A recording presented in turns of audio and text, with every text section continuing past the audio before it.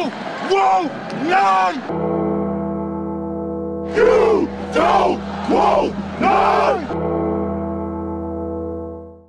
What's going on, Tar Heel Nation? It is your favorite North Carolinian, Russ, the Tar Heel, and in this huddle, baby, we're going to be previewing and predicting the 2025-2026 North Carolina Tar Heels basketball team. But first, if this is your first time visiting the channel, man, I'll have you know that this is our third basketball season together as a family, and we have a ton of fun over here at the Tar Heel Huddle, man. So we got preview and prediction shows, we got reaction videos. You have no idea what the heck you're gonna get with that, man.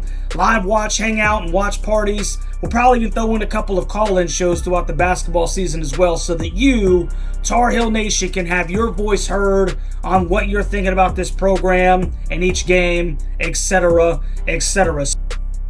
If you're looking for a place where Tar Heel basketball fans or some of those other knuckleheads in the Triangle, man, can get together and talk some Carolina hoops, this is the spot, no stinking doubt, man. So consider subscribing to the channel today so that you can enjoy the basketball season with Tar Heel Nation themselves, man. Shout out to my Huddle Hooligans, man, for helping me keep these daggone lights on. Great way to support the channel. If you're already subscribed, all you got to do is look under the daggone video and hit that join button today. It's literally the price of an energy drink or two of them if you get them from Walmart or something like that, which I personally drink way too many of those things anyway, man. And you'll get access to the Huddle Hooligan Discord, man. It's crazy that we're getting into our third season together, boys and girls. Really, dude, seriously, time freaking flies, man. Time stinking flies. So without further ado, man, let's get into this thing. North Carolina is coming off of a 23-14 season in which they finished 5th in the Atlantic Coast Conference and had an early first round NCAA tournament exit after dropping a close one to a scalding hot, at the time, Ole Miss team in the first round. Now, it was the third year out of 4 under the guidance of head coach and UNC alum Hubert Davis, in which Carolina entered the postseason on the bubble. And many Carolina fans grew a little bit restless despite, you know, that national title appearance in year 1 of the Hubert Davis era. Not to mention he was the ACC Coach of the Year in 2024. So entering this season, he is 101-45, which is good for a .692 winning percentage through the 4 seasons that he's been here. And there are people, to be completely honest with you, that think that Coach Davis needs to do more. The others blame the lack of a general manager that would enable Coach Davis to strictly focus on the coaching. Well, insert Mr. Jim Tanner to take that responsibility, square off of Coach Davis's stinking shoulders, and thus far the returns have gone very well. He's been able to bring over Henry Vasar from Arizona, a towering 7-footer. Luka Bogovac is coming over from overseas. He recently was cleared by the NCAA and will be classified as a junior at the time of this video. Just got that information, amongst many more who we will talk about shortly. Now, first I want to start with the guys that are no longer on the roster, because I think it's very imperative that we know who's gone and who's coming back, right? So, gone, senior RJ Davis, who was a 2024 All-American and ACC Player of the Year to the Los Angeles Lakers, averaged 15.6 points per game and 3.6 assists. He was a 42% shooter from the field and the best free throw shooter in Carolina history at 86.1%. RJ's numbers came down just a little bit when Armando went to the league 2 years ago. Just didn't have a consistent low post presence, which could get him those free looks on the outside, man. So numbers dipped a little bit, dude, but RJ was still a focal point of this Carolina offense, man, and he is going to be sorely missed. Gone, point guard Elliot Cadeau to Michigan. After averaging 9.4 points per game and 6.2 assists, those seem like really good numbers, right? But he had more turnovers per game than a stinking, grocery store bakery, dude. It just, I don't know what was the deal with EC, but he was literally averaging 3.1 turnovers a game, man. So basically a 2-to-1 assist to turnover ratio. To me, that was always taught as the bare minimum. We needed a little bit more, and those turnovers always seem to be at the worst time and just completely needless, man. Gone. 6'5" shooting guard Ian Jackson to St. John's. He averaged 11.9 points per game, shot 45.6% from the field and 39.5% from three. Kid was a baller, but game didn't necessarily transfer over very well to what Coach HD was trying to do, which prompted him to move back closer to home, and now he's under Patino at St. John's. Gone. 6'5", do everything. Guard / small forward Drake Powell to the NBA, man. 7.4 points per game, 3.4 rebounds, and he was a 48% shooter from the field, along with knocking down 37.9% from three. Gone. It's the 6'8". Well, we don't even need to say his name in this stinking house, dude. To the redheaded stepchild over there in hillbilly land of the Triangle. Nothing more to stink and say about him. Gone is the 6'7", 195-pound small forward Cade Tyson of Minnesota, where he just scored stinking 28 points against North Dakota State, going 6 for 9 from three. But he could only average 2.6 points per game at Carolina. Go stinking figure, man. Maybe we'll see the old Cade Tyson when the lights actually come on and it's stinking time to shine. Gone is Jalen Washington to Vanderbilt, who averaged 5.7 points per game and 4.2 points.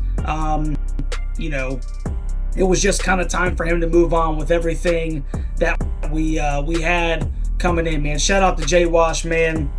Never forget the end of that stinking redheaded stepchild game out there in Raleigh, dude. Shout out to stinking Jay Wash. Anyway, that's a ton gone, bro. Okay. So what is with the optimism with this basketball team, you might be asking? Well, back is the heart and soul of this basketball team, the 6'3", 200-pound senior guard Seth Trimble, who averaged 11.6 points per game, 5 boards, and 1.3 assists last year.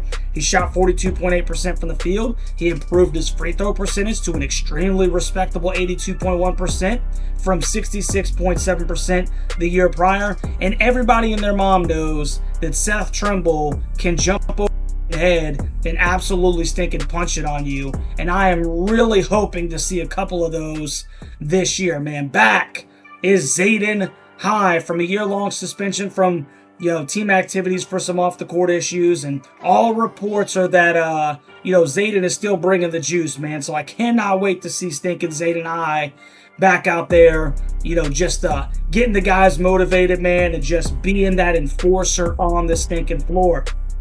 Back is 6'10", 240-pound sophomore forward James Brown, who will look to continue to grow into a steady contributor as this season progresses, although he's got, some guys that are really talented around him.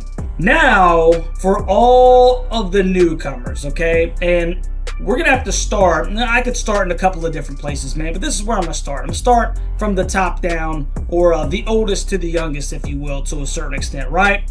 Starting center, as I previously mentioned, man, Henry Vasar, who comes over from Arizona by way of Estonia. He is a 7-foot junior who averaged 9.4 points per game and 5 boards while shooting 59.2% from the floor. And he was a 33% three-point shooter last year.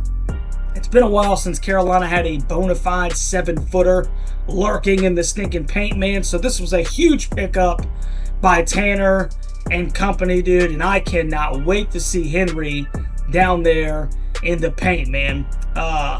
Arriving point guard Kyan Evans, 6'2", 175-pound point guard who comes over from Colorado State by way of Kansas City, Missouri.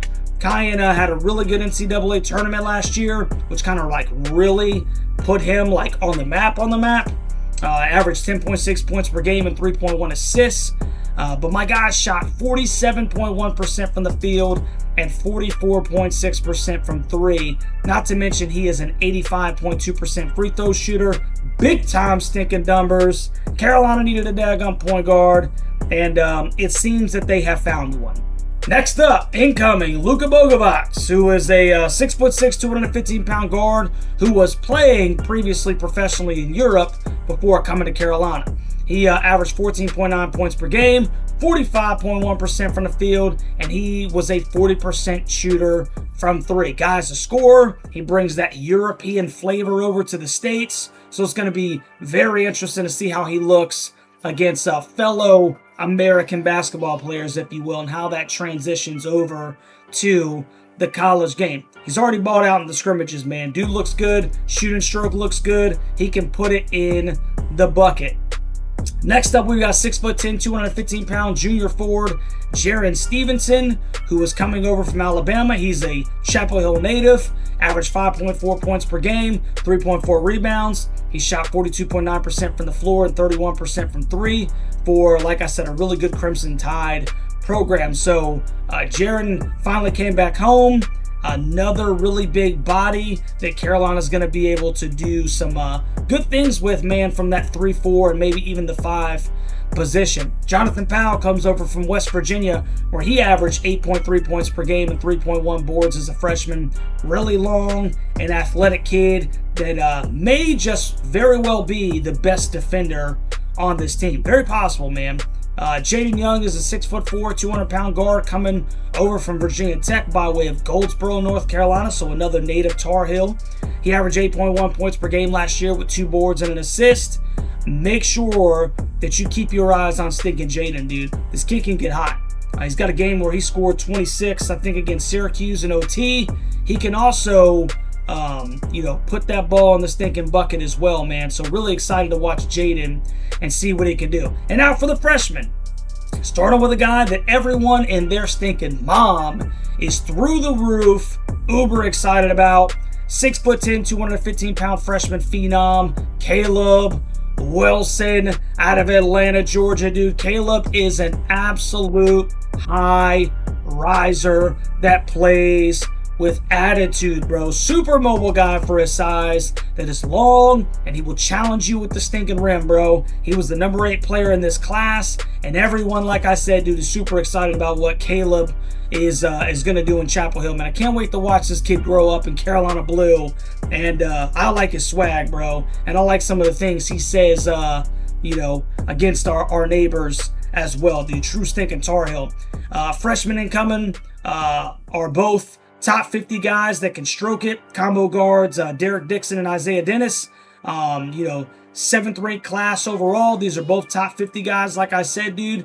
And it'll be interesting to see how they also are interwoven into, Carolina's first and second team, and who they're going to spell, et cetera, et cetera. We'll get a little bit more into the combo guards, freshman combo guards here in a second with some concerns and things that I'm excited about. Now, the roster rounds out with guard Elijah Davis, forward John Holbrook, center Ivan Matlakovich, who is another 7-footer. Going to be anxious to see what he can bring to the table. And the guard Evan Smith. So now that we've looked at the roster changes, let's first take a look at this preseason top 25.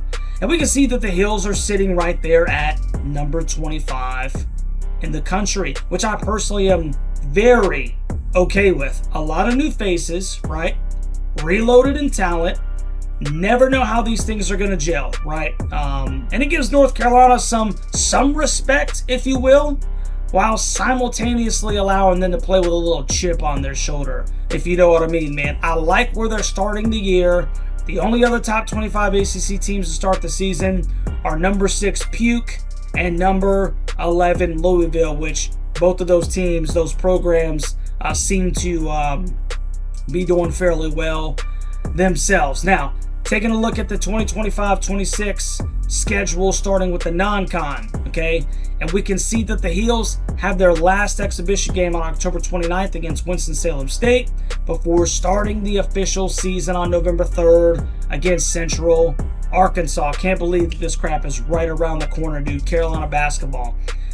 Now, right after that game is a very interesting one. It's going to be a very early test because Carolina plays number 19 Kansas in Chapel Hill. Went out to Kansas last year, probably should have won that game, had a lead evaporate, and it was kind of indicative of some of the issues that Carolina would have for the remainder of the season. However, Carolina will have an excellent opportunity to get some get back in Chapel Hill really early, game 2 against the Kansas Jayhawks. Then they've got number 22 Michigan State on a neutral site on freaking Thanksgiving in the Fort Myers tip-off, dude. Like, thank you, I guess. Good luck explaining to my wife how we're going to have a live reaction watch party on stinking Thanksgiving night. Absolutely insane. It's the worst thing ever. And I'm pretty upset about this one. Love the matchup. Always love playing Tom Izzo at Michigan State. But goodness gracious, man, on stinking Thanksgiving, like, I don't know. That's just stinking me, man. Anyway, and then they'll take on number 9 Kentucky in Rupp Arena in the ACC Big Ten Challenge. That ought to be a very exciting game. I've told you guys before, I think that one should be played annually. I'd love to play Kansas, Kentucky. The Blue Bloods should always get together. They'll take on Ohio State in the CBS Sports Classic on December 20th. So there are some good non-conference tests, man. It's not nearly the murderer's row that Carolina faced last year. When at one point they played like 4 teams that were in the top stinking 5, in the first 10 games of the season. But there's still some opportunities for Carolina to be tested and just not be absolutely gassed by the time they get finished with the non-conference schedule, man. Moving into the conference schedule, it's interesting to me that Carolina, for the first time in a while, or at least what I can remember, will not play a conference game until after Christmas, which I personally stinking like. They start with Florida State on either the 30th or the 31st. Hopefully it's the 30th. The least they could do is stinking give us New Year's with our stinking family. And then they'll play 3 of the first 4 in 2026 out west. So that's going to be a very interesting time with all the traveling that Carolina's going to be doing during those days. They got the holidays, they got Christmas, New Year's, then they're going to be out on the West Coast, man, flying around playing, Stanford and stinking Cal. The good news is that they're back-to-back, so they can probably hang out there for a little bit. They don't have to immediately come back, but a lot of traveling, late December, early January. So it'll be interesting to see how Carolina navigates that. And then another interesting component to this conference schedule, if you will, is the bottom of that ACC slate, man. The one time that we play Little Bro over there in Raleigh at their place, you follow that up at Syracuse, number 11 Louisville, Virginia Tech, Clemson, which, Brownell's got a decent stinking team program kind of brewing over there. Who knows what you're gonna get out of those guys. And then you finish up at number 6 Puke, man. You got to go to Durham and play the Dukies, man. So Carolina needs to stack the dubs early and generate that stinking momentum. Now that we've looked at the schedule, okay, this team has added a lot of size with the likes of Vasar, Matt Lakovich. They're both 7-footers. That's stinking fantastic to me. Jaron Stevenson is a 6'10". Caleb Wilson 6'9". He'll probably continue to grow. Even the guards are mostly between 6'3" and 6'5"-ish. So the team will not be plagued with a lack of size like it was last year, right? We actually have some length. We're actually going to look good coming off the daggone bus, man. It additionally appears that this is going to be a better overall shooting team from deep with guys like Cayenne, Jaden Young, Luka Bogovac, Seth Trimble, even Jaron and Vasar can step out and hit from deep. Now, what I'm hoping for with this added size is that Carolina, kind of abandons that 4-out, 1-in or the 5-out approach. And we go back to somewhat of a more typical Carolina with the 2 bigs hovering around the paint. Maybe reinstall a low game with your 4 and 5 up around the free throw line and the baseline and just working the ball inside out. If Carolina can do that, man, they've got a chance to be pretty daggum good this year, especially if it's effective. But those are the things that I'm really looking to see for this daggum basketball team. They've got the size. They should be able to throw it down low in the post, give it to Vasar, give it to guys like Caleb Wilson. We start, dominating down there, and that should open up some room for these shooters, man, which I do think this has the chance of being a pretty daggum good shooting team as well. Now, concerns, and these are just for yours truly, okay? They include the depth at the point guard position. Now, can Cayenne facilitate the ball effectively and run the primary or secondary break like we're so used to seeing? EC was kind of a street baller. He could get up and down the floor. Guys like Joel Berry and even Raymond Felton that could go, from one end to the other like stinking this. I'm not necessarily sure just yet that that's necessarily Cayenne's game, right? Like, can Carolina actually get out and run? I don't know. We'll see, man. I'm just looking for, whether Carolina can be that patented end-to-end type Carolina team, and whether Cayenne can be that patented end-to-end type Carolina point guard. And then the big question for me is, who is behind him? Is it Seth? I don't necessarily think that that's his natural position, and I don't know that the offense runs very smooth with him when he's not coming off the ball. Or is it one of the freshman combo guards? Like I was talking about, we'd allude to later. Is it Dixon or is it Dennis? Can they handle the pressure of bringing the ball up the floor when Cayenne needs a spell? I don't know. Like I said, man, that's just some of my concerns at that one position. Another concern is who backs up Henry Vasar for long stretches when he needs a breather, or if, God forbid, he gets into some kind of foul trouble, which will ultimately probably be the case at one point in this season. I feel really good about Zayden Hyde defensively back there. I think Jaron Stevenson can possibly step in and defend the paint. James Brown seems to have matured a little bit in the scrimmages that I've saw. But how does the offense work without a viable five that can score hovering around the paint when Vasar comes off the floor? I don't know, man. That's a legitimate concern for me, and I think that it's something that we should be looking for.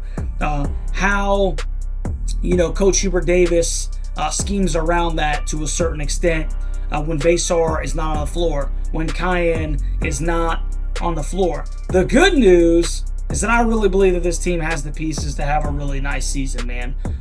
So my personal thoughts, my personal expectations, the things that I'm looking for to see from this team in order for me to feel happy, in order for me to feel like this season was a success, in order for me to feel like, Coach Hubert Davis did a good job in this basketball team, aside obviously cutting down the nets, which should always be the stinking goal when you're in Chapel Hill at Carolina. I think Carolina needs to finish the season, and I'm talking about regular season, ACC tournament. Carolina needs to finish the season with 25 plus wins this year, less than double-digit losses, and at least in my personal opinion, and I don't think this is setting the bar too stinking high, a top 4 finish in the Atlantic Coast Conference. Last year they finished 5th, and I need them to get to the second weekend of the NCAA tournament, man. No less than a Sweet 16 appearance for this team. Anything less than that would be a failure in my humble opinion. And then, bigger questions need to be asked if that were to be the case. And I think that most of you guys know exactly what I'm talking about. But let's hope that it doesn't get to that stinking point, man. We're Carolina, and in 2025, 2026, we need to kind of reinstall, what is Carolina, and we need to be Carolina, man. So you let me know what you think about this daggone basketball team and this basketball season down in the comment section, Tar Heel Nation and college basketball family. Is your boy onto something? Or is your boy onto something? I don't stinking know, man. Do me a favor, if you haven't already, don't forget, before you stinking click off of the video, like, share, and subscribe to the daggum channel. You already know it's a great day to be a Tar Heel, man. Basketball season is upon us. And we'll stick and catch you on the next one, baby. Go Heels.